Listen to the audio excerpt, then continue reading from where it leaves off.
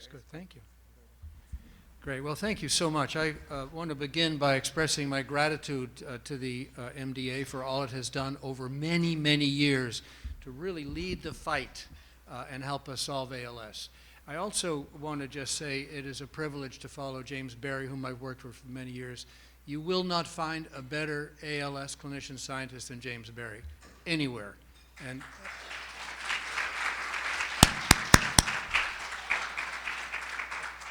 And you've just seen one of the many reasons why. What I want to do today is convey to you some sense of why this is a really exciting time in ALS. There are therapies in the pipeline and actually in trial that are going to make a big difference.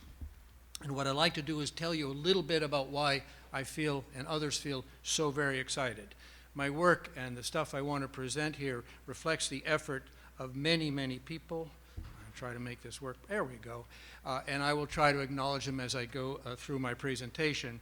But among them, prominently, these are alphabetically arranged, is the MDA, which has helped us so many times. So I want to just say a few words about the disease, very few, because you know it, that's why you're here. A little bit about what we've been able to do using genetics to decode what happens in ALS. A few words about how that has given us some new models and markers, and then really talk about therapies, and hopefully James will get me out of trouble if I need more information on therapeutic advances. But basically, you know the disease. This is a disorder which starts focally, insidiously, maybe a dropped wrist, maybe a weak ankle, and then, as we know, spreads to involve all motor systems. It's insidious, it's relentless, and remarkably, it spares things like sensory function, bowel and bladder function. So it knows something about how to pull out motor neurons and impair them that we in biology don't really know yet. When I started medical school, which was almost 50 years ago, the first case they presented to us on our first day in the first lecture was an ALS case. And we looked at this 42-year-old who had a weak foot, and we couldn't believe that he was soon going to have massive weakness. But of course, that's what we all say when we learn about this dreadful disease. Now, what we knew then was what you can see in a microscope, and that is that in this disease, the motor neurons at the top of the brain and in the spinal cord slowly degenerate. We also knew that rarely, sometimes, this can involve a lot of the frontal lobe and give you a kind of cognitive dysfunction, which we call frontotemporal dementia. We knew as well, just from clinical things, that this is a mixed bag. This is a heterogeneous disease. So without spending too much time on it, if you look at survival on the y-axis as a function of time, on the x-axis, some people who have mainly upper or brain motor neuron involvement live a long time. People who have trouble with chewing and swallowing live a much shorter time course. So right away, you know this is not one simple disease. There's a spectrum of entities here. We also knew when I knocked on the door to try to get Pharma to help us study this disease that they didn't care about ALS. Why? This is a quote-unquote orphan disease. There might be 25,000 cases a year. I use the number 40 here just for the sake of discussion. There are 4 million cases of Alzheimer's disease and maybe 2 million of Parkinson's. So they call this an orphan disease. But I'll tell you a secret, which is that 1 out of 500 people in this country and in Europe die of ALS. And what that means when you do the numbers is that more than 500,000 people now alive in the United States are going to die of ALS. And I'll tell you, that's not an orphan phenomenon. So we take it very seriously. So we scratched our heads in 1980 and said, how can we begin to crack this nut? And one feature that stood out was that about 10% of cases seem to run in families. And in the early 1980s, there were some amazing technologies that allowed one to figure out from a family what might be the causative gene, even if you didn't know what that gene did. So we and others began to ask, can we use information about genes in the familial cases, and maybe even in the sporadic cases, to think about the arrows that take you from a sick gene to ALS? What are the molecular dominoes that fall? And if you can identify those, can you use those as a place for treatment? So we set about trying to do that. Our first case came to us from a Kansas neurologist by the name of Barry Festoff. was working then with a wonderful geneticist, Jim Gazella, and other colleagues, including Bob Horvitz at MIT. This was our first family, and you can see in black here several people who have ALS. And this is the kind of family that we used in Boston and colleagues in Duke used to try to find ALS genes. The first gene we found from a really big family in Belgium. And one of the, by the way, interesting things about this is there's really, this is I think reassuring, a kind of global collaboration of ALS investigators to say, we want to help, we know we can do this. So this was the first gene that was found. It was an antioxidant protein, and it came because we had a huge family with familial ALS in Belgium, followed by Wim Robrecht. This was a big surprise. Why? Because, as I've said, ALS is a really selective disease. It gets maybe 150,000 nerves up and down the spinal cord. And yet the first ALS gene is expressed in every cell in the body. So how in the world does that explain such selectivity in the disease? This was from Belgium. The second gene that we found came from the Cape Verde Islands off of Western Africa, from a family in which multiple people had had this disease. And that turned out to be a protein called FUS, or FUS-TLS, which it makes essentially a protein that binds to RNA. We can come back to that later, but this really interested us because almost at the same time another group had found a similar protein called TDP43. The third that we worked very heavily on, we mapped the address for this, but the actual gene was found by other people, is one that I know you've heard of called C9orf72. A terrible name, but that's chromosome 9, open reading frame number 72. We first worked with a large family from northern Sweden. This gene was found, and I'll just say a couple of words about it now. What it is a defect in which a repeated series of DNA molecules, 6 in a row, for which I might have 4 or 5, or you might have 6 or 8, or people in the room might have 30 or 40, in fact gets expanded to be hundreds or even thousands. So if this is one copy of this repeat in the middle of this gene, when you have 2,000, this is what it looks like. So obviously, this interferes enormously with the way this gene behaves. How does it work? We don't really know, but we know, for example, that that huge piece of DNA sometimes gets cut out and it gets dumped as an aggregate in the middle of the nucleus of a motor neuron. And it can thereby steal proteins that should do other things because they bind to this aggregate. We also know, among other things, that you can make new toxic proteins from this expansion. Things we'd never seen before, and I'll come back to those in a minute. We went on and were very, very lucky to work with some wonderful neurologists in Israel who had a family in Israel and France where people had a slow form of motor neuron disease, and that turned out to be caused by a protein, name happens to be irrelevant, profilin 1, which is important in the way nerves grow, and so in the scaffolding that keeps nerves alive. And just as one final example, we also worked with some phenomenal investigators in North Africa to find a gene that causes juvenile ALS. So where does this get us? Well, there now, incredibly enough, are upwards of 60 or 80, depending on how you count them, ALS genes. This is phenomenal. And it's important for several reasons. First of all, here's the gene count, and here's the year of discovery, and you can see the number has gone up really exponentially. And that's because the technology for discovering genes and doing DNA analysis has got so good in the last several years. And we know that these fall into 3 categories. One set of them is really important in monitoring your proteins and saying, are the proteins in a cell folded normally? And if not, let's get rid of them or refold them. Another set, to which I've already alluded, involve proteins that bind RNA and carry RNA in and out of a neuron and other cells. And the third set, to which I've alluded, are those that affect the scaffold that keep a long protein process, like an axon, in a nerve working normally. Another way to look at that is shown here. This is meant to be a neuron. This is the cell body. This is the long axon. This is the muscle to which the nerve is plugged in, almost like a telephone jack. And what you can say is that almost every part of the cell body is abnormal when these genes are abnormal. The nerves, for example, fire too much, and that's toxic to them. The way they handle proteins is abnormal. The way they generate energy in mitochondria is abnormal. And many other functions are also disturbed. Importantly, the way they can transport things up and down this axon, so-called axonal transport, is also abnormal. So this is a set of lessons that came from studying the ALS genes. Another important lesson, which none of us, I think, certainly I didn't anticipate, is that the pathology and the rate of progression of this disease depends not only on these events, but also on other cell types. So a big part of ALS is the village. It's the neighborhood. It takes the whole neighborhood to really speed up and kill the motor neuron.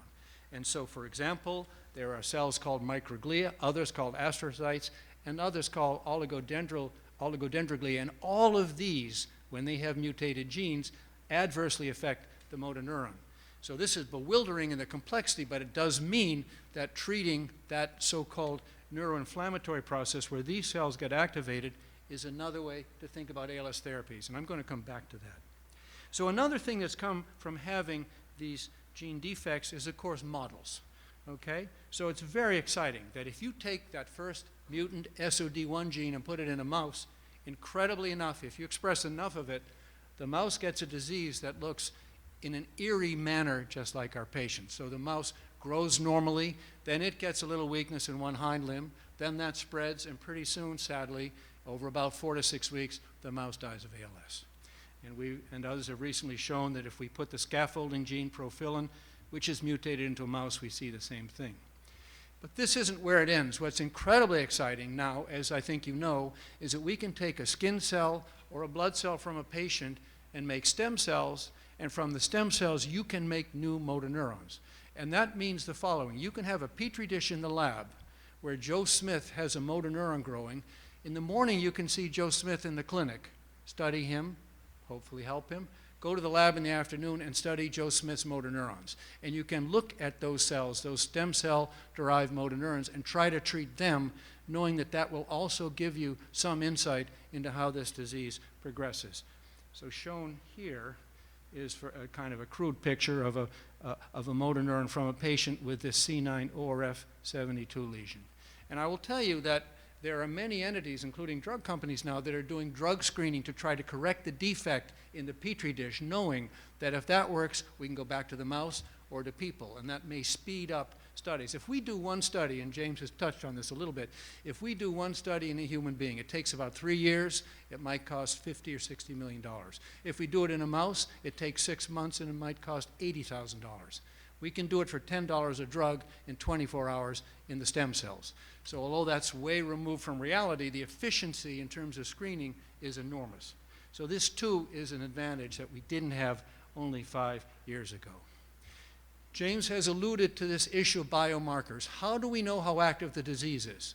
And can we use a measure of that activity to help us speed up a trial? For example, as of a biomarker, I hope this never happens, but if one of us gets chest pain with pain down our arm and we go into the emergency room and we say we have this kind of pain, they can do a blood test and know in about an hour whether or not we have a heart attack, because there's a blood test for death of muscle cells in the heart.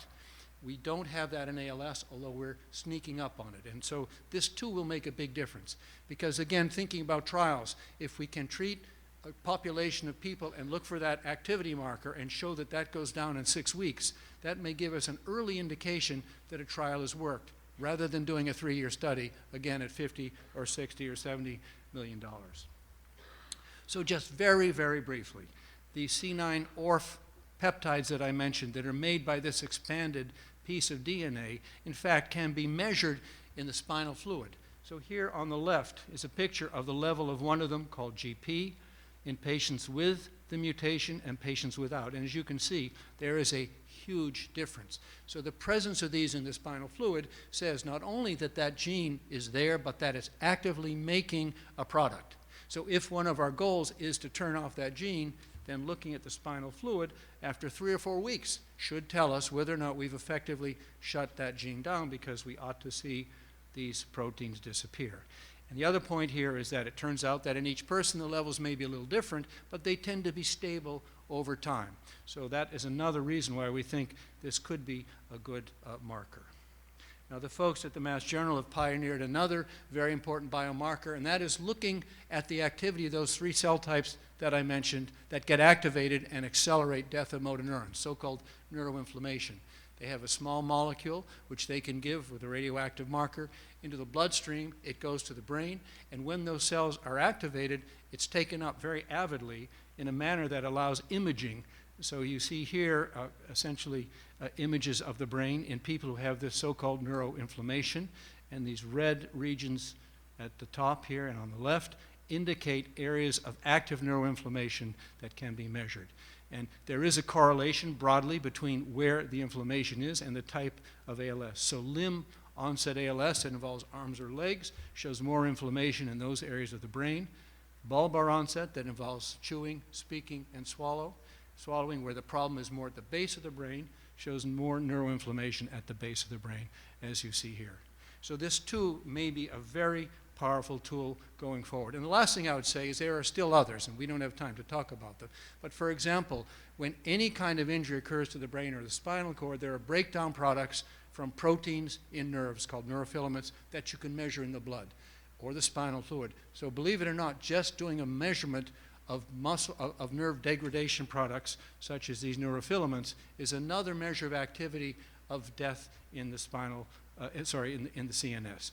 For SOD1, we can look at SOD1 levels in the fluid. I've already mentioned the marker for C9, and there are several others.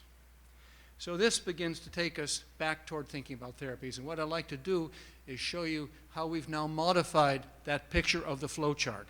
What are some of the dominoes that fall? And I would submit that I think we're doing a lot better than we were doing right at the start.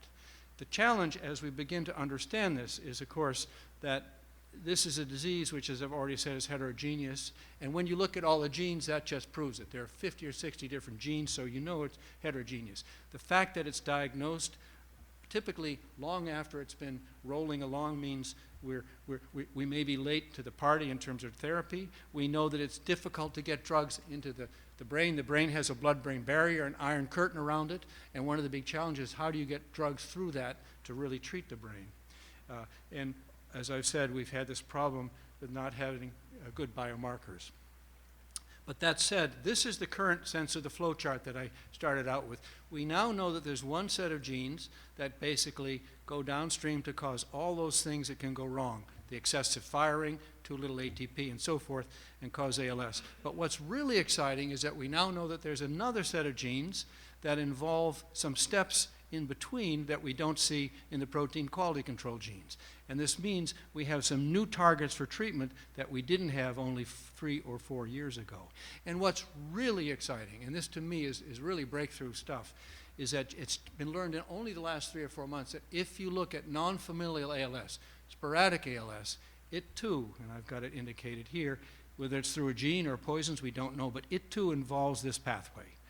So what this tells us is that some of the lessons learned from familial ALS may actually be very relevant to sporadic forms of the disease. And this is big news because we go to meetings, Diane's in the audience, she knows, James knows, we go to meetings every 3 weeks to talk about ALS.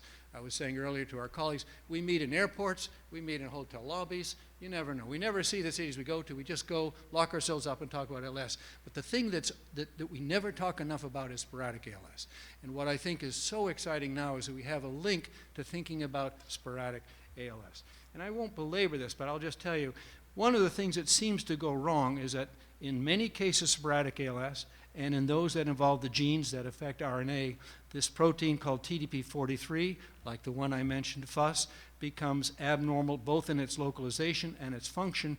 And as a result of that, a very important protein, it's here indicated STMN2, it's called stabthmin, gets made abnormally. It's misspliced. This is a protein which is a very, very powerful growth factor to make nerves extend processes. And what we're saying is that both in sporadic ALS and in the RNA metabolism genes, because the splicing surveillance is wrong when TDP43 is sick, this splicing is abnormal, and so the impetus to grow and extend a nerve after injury is greatly attenuated. And the good news there is that knowing this essentially diversity of pathways now gives us targets for therapy. So let me just talk through that so you get a sense of how we're trying to understand the therapies. So I've already made the point that neuroinflammation, while it doesn't involve the motor neuron primarily, is a big part of progress in this disease. And so it happens there are 24 different drugs that James and I and others have been talking about, which are in the pipeline, which are meant to blunt neuroinflammation. That is a huge change compared to 5 years ago. I've mentioned that there is excessive firing in this disease. See if we can move ahead here. And that there's also disturbances because of that of free radicals, so-called oxidative stress. There are at least 5, and I know of another one now, 6 drugs that are being considered that block the excessive firing. And there are at least 7 drugs that will block the oxidative stress by blunting excessive free radicals. So this is, I think, very, very encouraging. If you go way, way upstream and hit the molecular dominoes before they start to fall, that is to say, if you turn off the sick gene, the SOD1 or the C9, maybe you can stop this whole cascade before it starts. And what's exciting there is that there are several different ways to do that. You can target the DNA in the gene, maybe by correcting the mutation, this so-called Crispr technology, which we read about in the Globe every day. You can target not the DNA, but the RNA. I'll say a word or two about that. You can target the sick proteins themselves, or maybe you can target some of the things that turn the proteins and the genes on. All of this is now under study, and I will tell you here that it's encouraging that there are at least 4 different companies now that are trying to turn off SOD1 and C9 using a variety of technologies, and I'm going to comment on that in a moment. So this too represents very legitimate progress. One of the hottest areas in ALS research is disturbances of the membrane around the nucleus in a cell. I'll just say that there's a very important drug that's being tested which corrects that. If, as I've told you, there's a problem with this TDP-43, not essentially monitoring splicing well enough, there are 2 therapies now. One is being tried in Australia, one a company in Manhattan, that are meant to correct that. So here, too, we have multiple places to intervene in this kind of pathway. And then again, we have a technology that's coming up to correct the splicing for this particular gene. And I just want to tell you that there are also a number of broadly acting agents that may affect several of these processes all at once. There are so-called trophic factors, which are proteins that really say to a neuron, grow. And they do that through many mechanisms.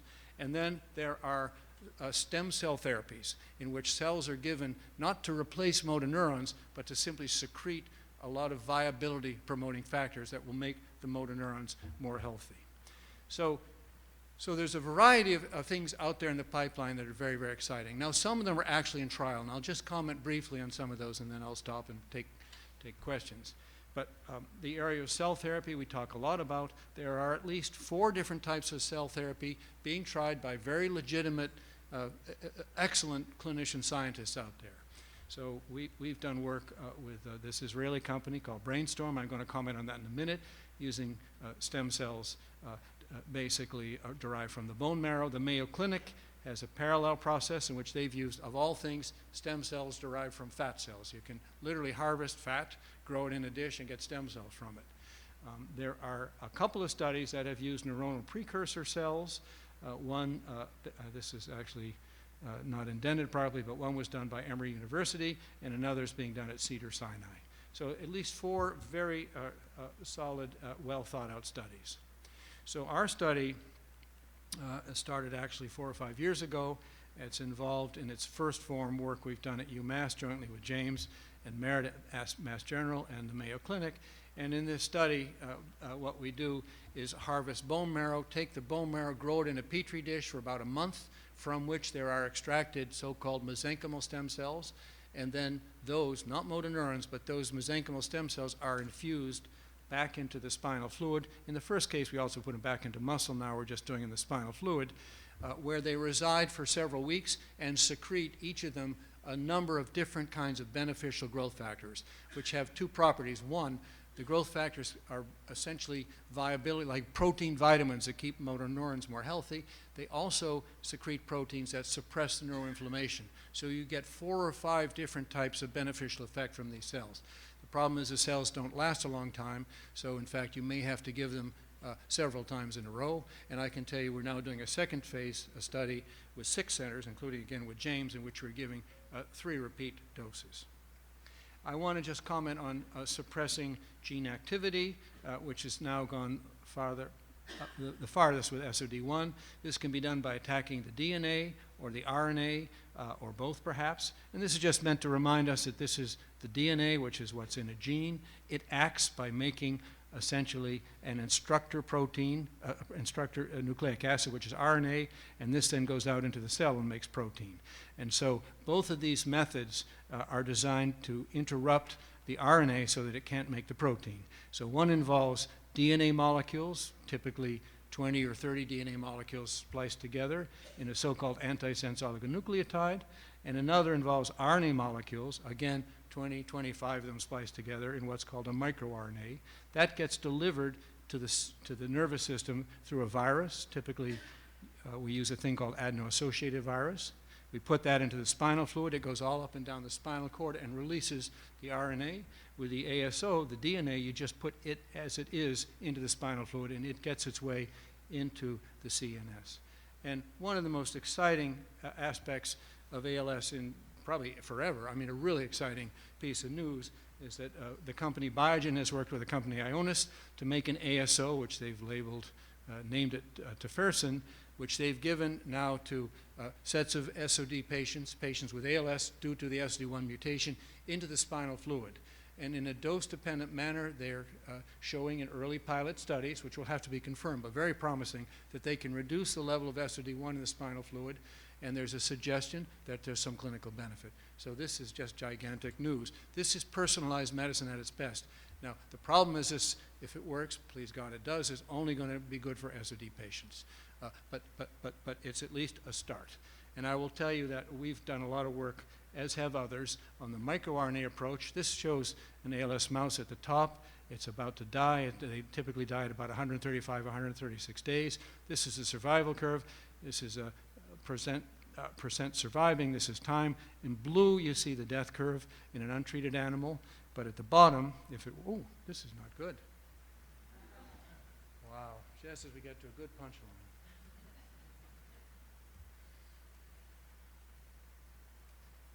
Let's see if we can get this right back.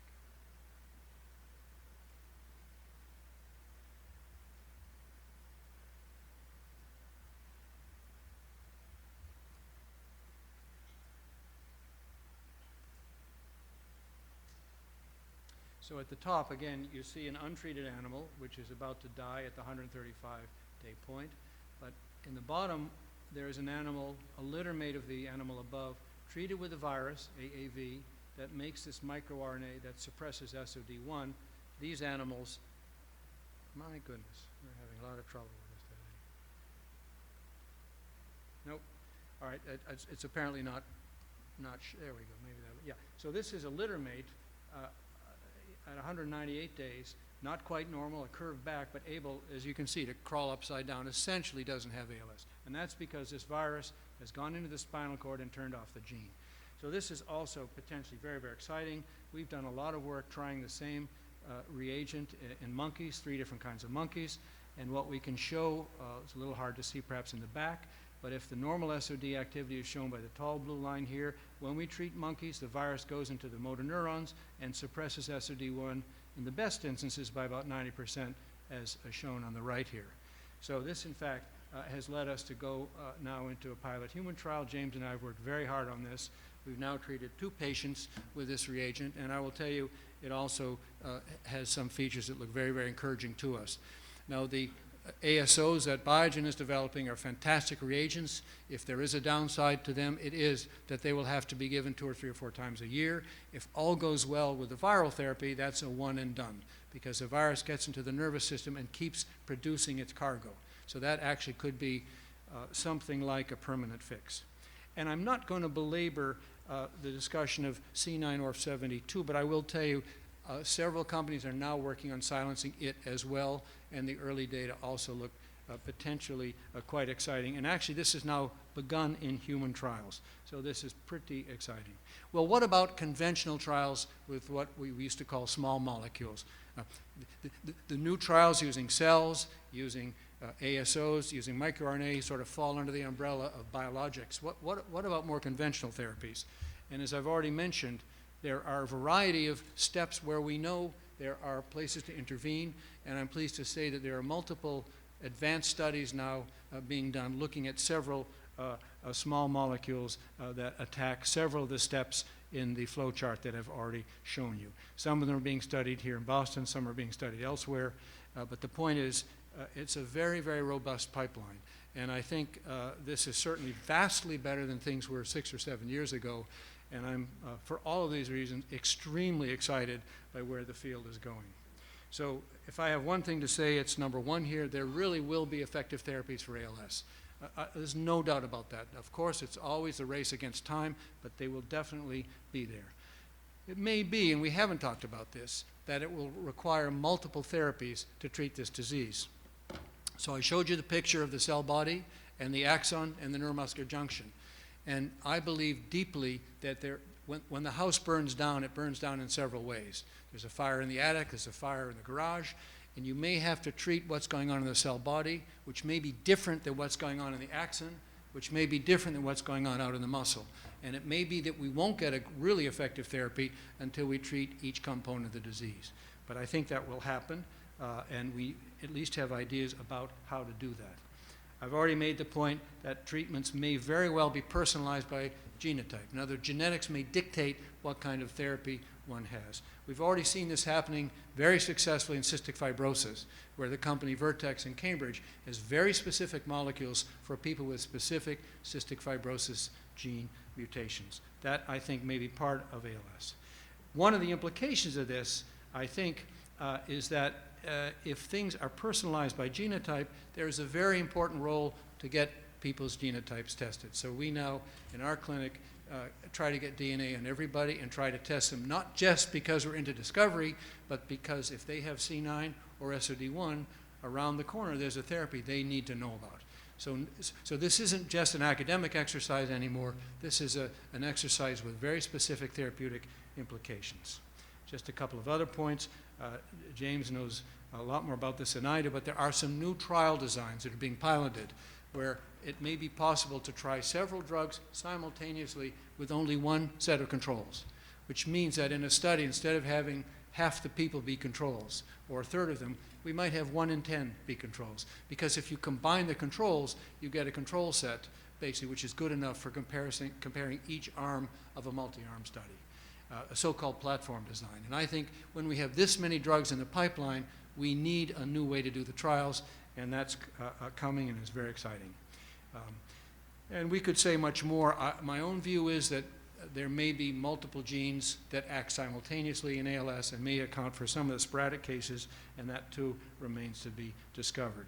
But again, I would say I think this is a very, very exciting time, and I think meaningful therapies are around the corner. I'll stop there. I'll be happy to try to answer any questions if we have time, and maybe James and I can answer these together, but thank you very much.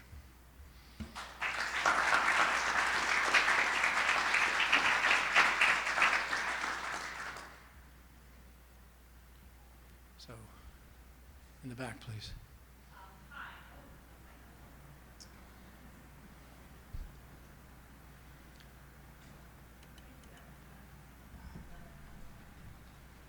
Do you want to come up, James?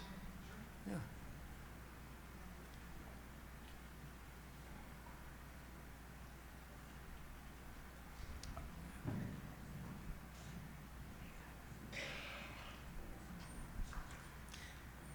Hi, Dr. Brown. I was so struck by what you said about the neighbor. It takes a neighborhood with the supportive cells that are around the motor neuron. So then my question went, when people are doing the Petri dish studies of the motor neurons that have been created from stem cells, what about those neighbors? Are they in there too? Terrific question. So to date, most of the work that's been done in Petri dishes is just looking at motor neurons. But there are very, very clever people who are now doing 2D and 3D cultures in which they do have the other cell types present. You know, I know people at Mass General doing that. We have colleagues at UMass who are very carefully studying microglia jointly, for example, with motor neurons. So it will be possible to use the Petri dish system to really carefully dissect the contributions of the non-neural cells. It's a key question you just asked.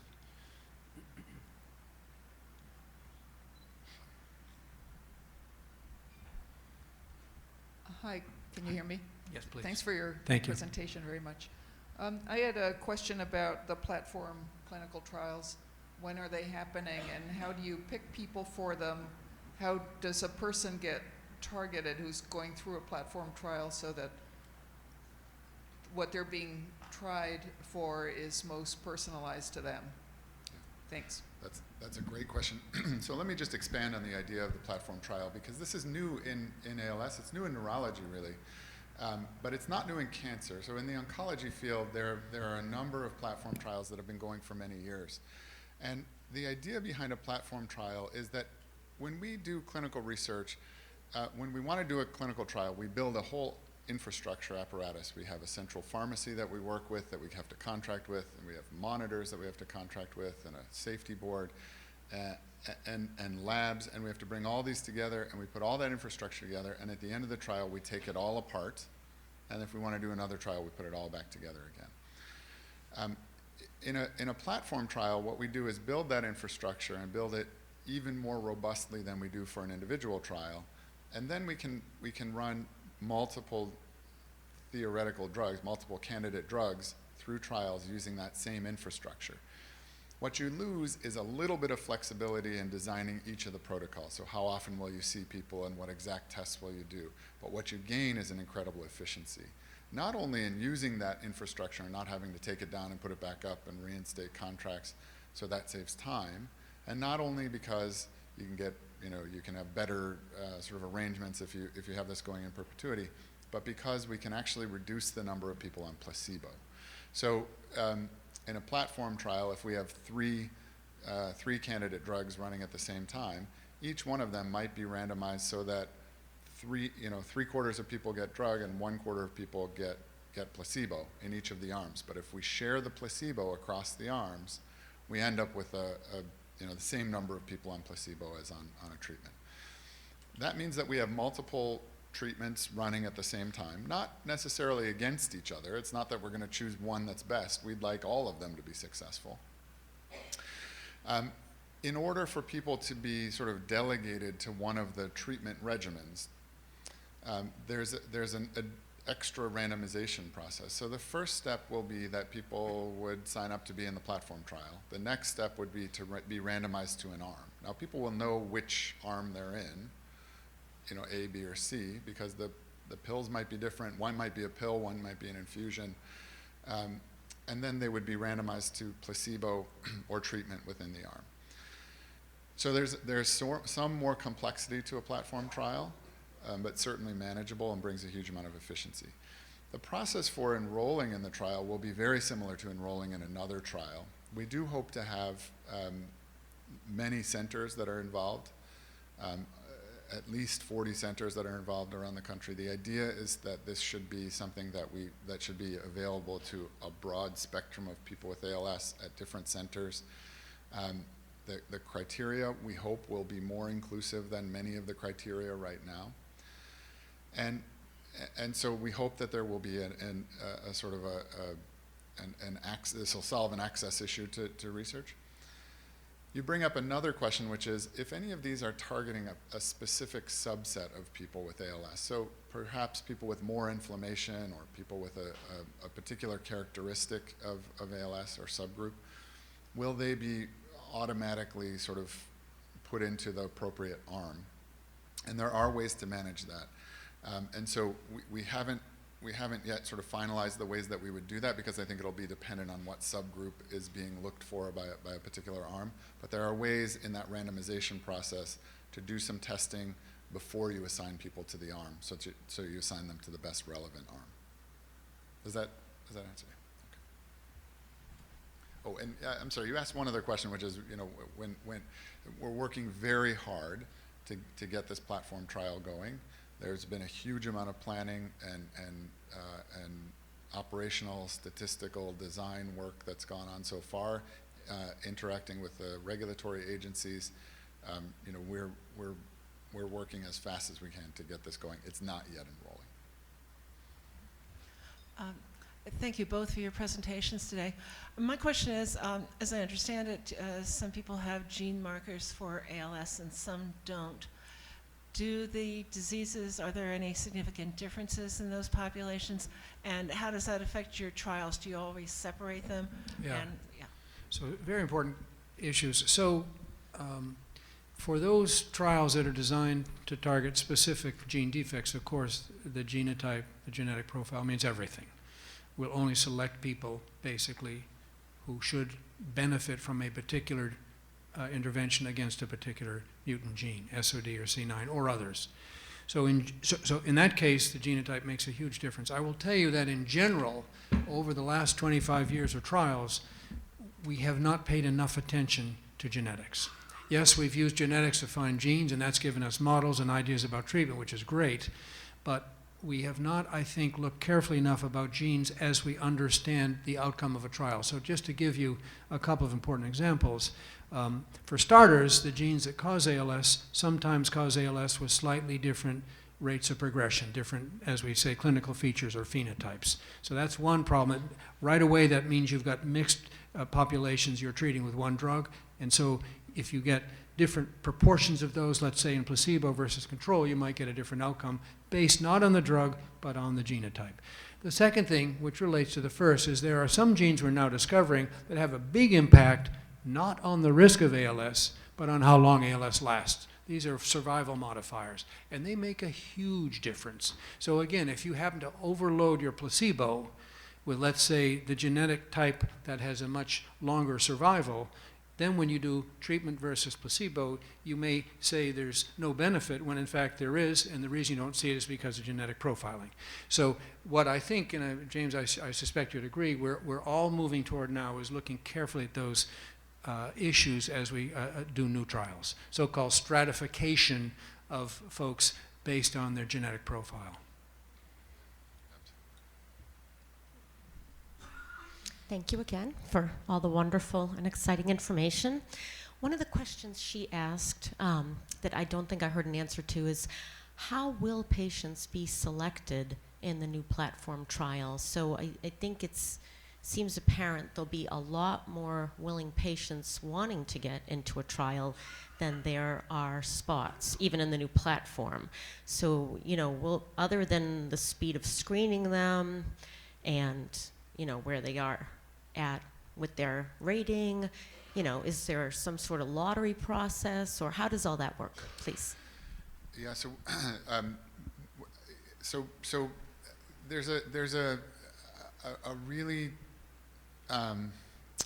difficult for me to understand challenge in ALS research, which is that in general we have more people who want to be in trials than we have slots in trials, and yet our enrollment is slower for trials than we'd like it to be.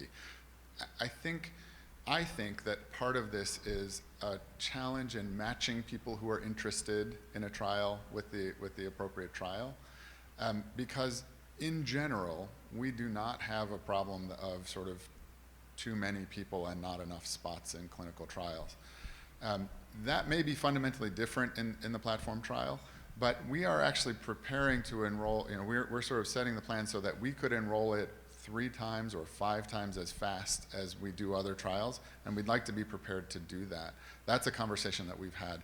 We really don't intend to turn away people that qualify for the trial. Now, there are inclusion criteria for any trial, and those criteria are not set for this trial yet, but they often have to do with sort of the stage at which people are in the disease, and many of these clinical trials are just not targeting people who are later in the disease. That has led us to also work on expanded access programs, not just at Mass General, but at many of the centers around the country. Expanded access being a mechanism to run a trial in a population that doesn't have access to experimental medications in another way. And these have been used in oncology for some time, so that you many times have heard about somebody who's been treated, you know, with the various options, has sort of run out of options, and then goes on an experimental protocol. That is not a paradigm that we've had in ALS, but I think it can be, and I think that we're beginning to do that. That would be outside of the platform trial, but hopefully alongside it. I think, to me, if we could create a situation in which anybody who wanted to be in an experimental protocol had an option to be in an experimental protocol, that really is what I'm looking for. That's what I'd like to create. Yeah, I might just add a couple of points. So in the 25 or 30 years that we've been doing studies, first at the MGH and now with the MGH, only once have we had a trial where we had essentially an arm which was for people in late stage. And at some level, that's appalling. I understand why companies only want to treat people in whom they have the greatest likelihood of seeing a benefit, which means early. But it's appalling that we can't find a mechanism to make the drug available on some basis to people who are late stage. So that's a big issue. There's another really exciting issue coming up, and that is what you might call N=1 treatments. Okay, so we've seen here that there are now many, many gene defects. And what's quite exciting is that these ASOs can be produced very cheaply by comparison with any of the viral work or standard drugs. And it's also the case that many of them are orphanoid. There's a rare mutation in a rare gene for which a company won't want to build a whole therapeutic program. But we know, as clinicians who also have a lab, that we can generate an ASO that will treat that one patient. So there was a story in the Globe in the fall about one of our colleagues, Timothy Yu, who had a patient with a child with a terrible degenerative disease, and he found a mutation in a gene that had never been treated before with a particular aspect that he knew he could treat with one of these ASOs. And the family happened to be appropriately resourced to make this happen, but he made the ASO, he dealt with the FDA, and he's now treating the patient. All this happened in about 8 months, and there may be a clinical benefit. The real point I want to make is that is a model that we're going to see again and again and again. We are working with 2 people now who have this FUS mutation, and we're actually, what's the right verb? Struggling with, talking with, having it out with the FDA to try to get some ASOs that we know work to turn off the FUS gene in these individuals. And I think what's happening is actually the FDA division that deals with them is also learning as it goes. This is brand new. It's only happened once. And ours would be the second or the third time. And so that's going to be a whole new mode of treatment.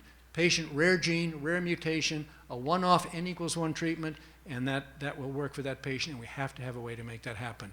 And it will. So that's actually quite exciting. And again, that's highly, you can't get more personalized than N=1. Sir.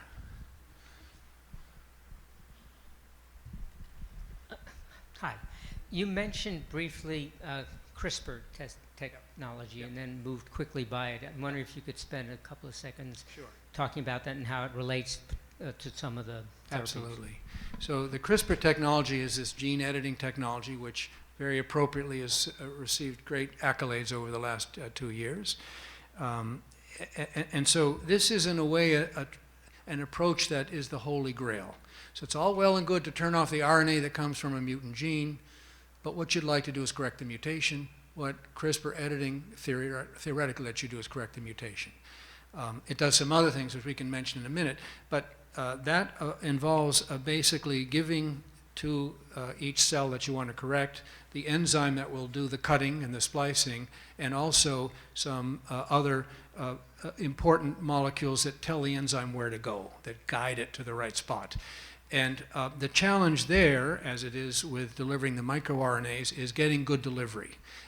And also making sure that after the editing has happened, the system stops editing, because you don't want continuous editing of DNA, which might in the end be adverse if it's excessive. So the challenges are, first of all, the delivery, and secondly, achieving transient editing so that you just do precisely what you want and not something that's adverse. I'm very confident those things will be worked out. We've done CRISPR in these SOD mice, and we see for very little editing, in other words, not very successful CRISPR activity, very good impact on survival in the mice. So, you know, that's just one example. One other group has published that as well.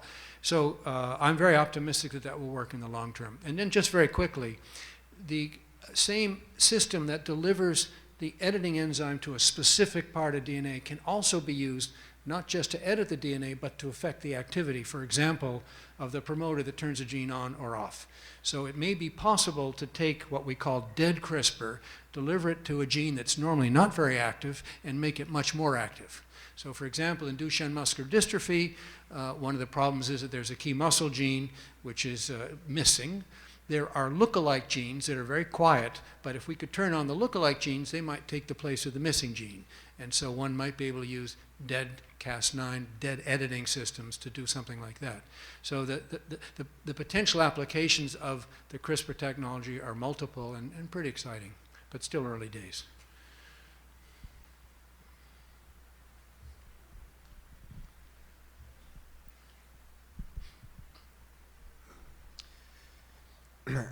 Thank you both for taking the time today to explain this to all of us. And as a layperson, I wonder, when you talk about the disease at a genetic level, and you talk about SOD1 and C9, is it the mere presence of those genes, or are those genes present in normal individuals as well, and it's just the chemical behavior of those genes that's different for a person with the disease? So the genes themselves are there in everybody, and both of those genes actually are active in every cell in the body. It's also, by the way, quite interesting that every life form on the face of the earth has SOD1.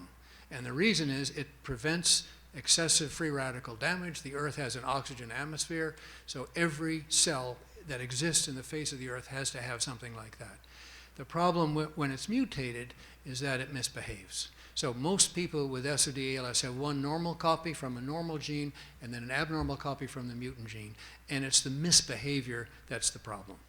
I don't know if you want to. Yeah, no, that's exactly right. I was actually just talking with a genetic counselor who sees patients in our clinic recently, and we were talking about the fact that we use this language a little too loosely sometimes, and we talk about it having an SOD1 gene. And that's really not the appropriate language. Really the appropriate language is we all have the SOD1 gene. In fact, we have two copies, one from mom, one from dad. And in the case of a gene that causes a disease, there's one of those genes is mutated.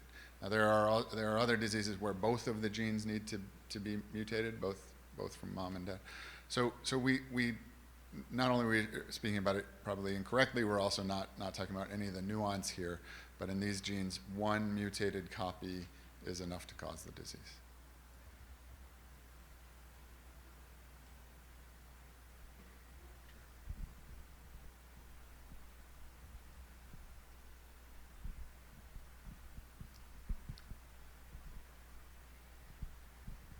Hi, thanks. The work on mutated genes is definitely exciting, but you said the familial form's only 10% of the people, so most people don't have that situation. On the chart, you had a chart with many different parts to it, and one of the items in the bottom left that you didn't talk about much was toxins. Could you say anything about that, and does that play a big role for people who are not the familial type, the sporadic type? And if so, what can be done about that? Yeah, Thanks. so this is a fundamental sort of challenge that we can use these gene-targeted approaches right now on the genetic forms of the disease, which is a small percentage of people with ALS. A couple comments about that first. Right now, we're talking about genes that, in isolation, a mutation in that gene will cause the disease, and that's how we think about traditional genetics. We are also beginning to understand that multiple genes may work in concert to cause a disease. That's a much more complex area of research to understand. The computational requirements to really truly nail down those sort of interactions are complex, but I think we'll get there, and we'll get there relatively rapidly, and that'll be potentially open a whole new kind of area of genes that we can target. The second area that I think is here already is there are genes that can modify how quickly the disease progresses. And if we could use gene therapies that we're now learning about in genes that cause the disease, but if we could use gene therapies to turn up genes that slow the disease and turn down genes that hasten the disease, even if the disease is sporadic in how it occurs, we may be able to slow the disease in sporadic ALS. I think that's really, really important. There's a whole nother layer to this, which is, is there a toxin that's responsible for ALS? Is there a behavior? Head trauma comes up in conversations, and is there an interaction between those things, which are very common or ubiquitous, and some genetic risk factor? And so I think there's a lot of work to be done there as well. I can't say right now that I know of some toxin that I'm sure is causative of ALS. Though we've done a lot of work on this. No, I agree with that. I mean, a lot of us started, when I started with this business, we were very much more convinced that there would be toxins, and I would simply say that they really have not been identified. Now, we may not have looked properly. We may not have had the right candidates to look for. It turns out that genes that detoxify toxins are not commonly implicated, if at all, in any of the lists that you've seen. But that doesn't mean we won't find them. So I would just say that remains a huge question mark. We all know anecdotes of individuals that have essentially lived in common areas or even common apartments or common houses and got ALS together. There are cases of conjugal ALS where husband and wife both get it, even though, of course, in most cases they're not related. And those anecdotes strongly suggest that there can be environmental impacts, but we've not been very good at identifying them. So I would say that's a huge question mark. And by the way, that's writ large across all other neurodegenerative diseases, not just ALS. The other question is, if there is a toxin, when does it act, right? Did it, essentially, was the exposure 6 months before the disease? Was it 30 years ago? And if it's indeed the kind of adverse effect that's meted out over decades, the analysis of any one patient may essentially not disclose the toxin because it may have come and gone long ago and left some imprint on the motor neuron that endowed its, essentially fated it to die later. So these are critical issues that I think we've not answered very well yet.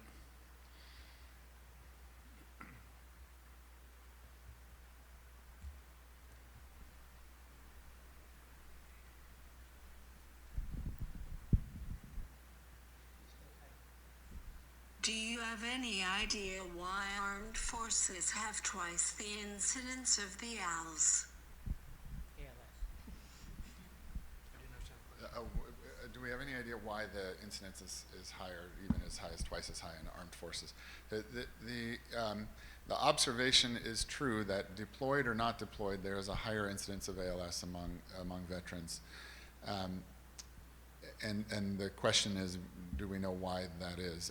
I have to be blunt in saying I do not know why that is. Let me give you some of the complexity in the thinking.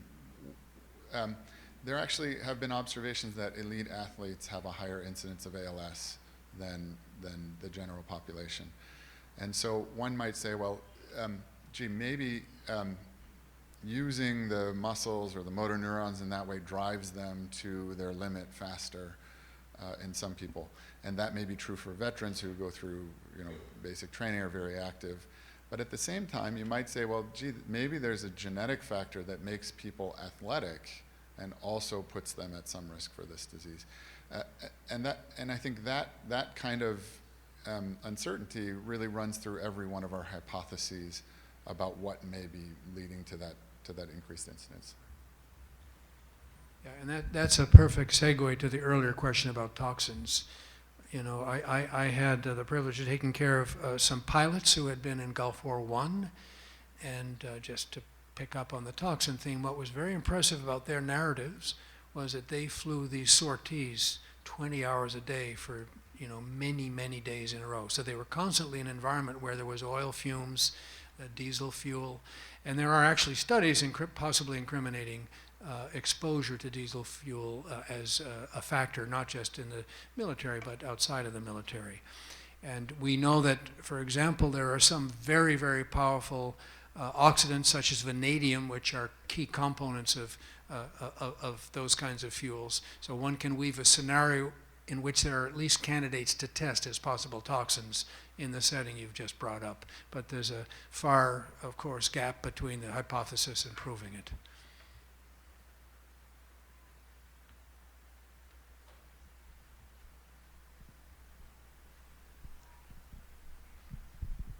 Has there been any tie to well water or the toxins going through the well water? Or? I know that's been investigated in Parkinson's. I don't know that we've looked at it in Yeah, there is one theory which you can easily find in a quick Google that still water, not well water necessarily, but still waters may be particularly rich in a particular bacterium called cyanobacteria, which makes toxins that overstimulate neurons to fire too much. There are several people who have proposed that hypothesis, and there's some data for it. But it's a little bit like the vanadium and the diesel fuel. It has not been resoundingly proven yay or nay. But yes, that incriminates still water as a possible factor. Less specifically, less specifically well water and more water in which these sort of bacteria, algae can grow.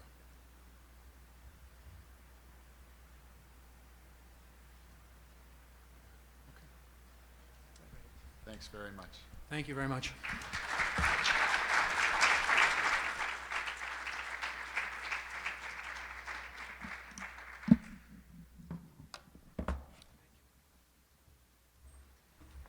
Just want to take a moment to thank Dr. Barry and Dr. Brown for that wonderful presentation.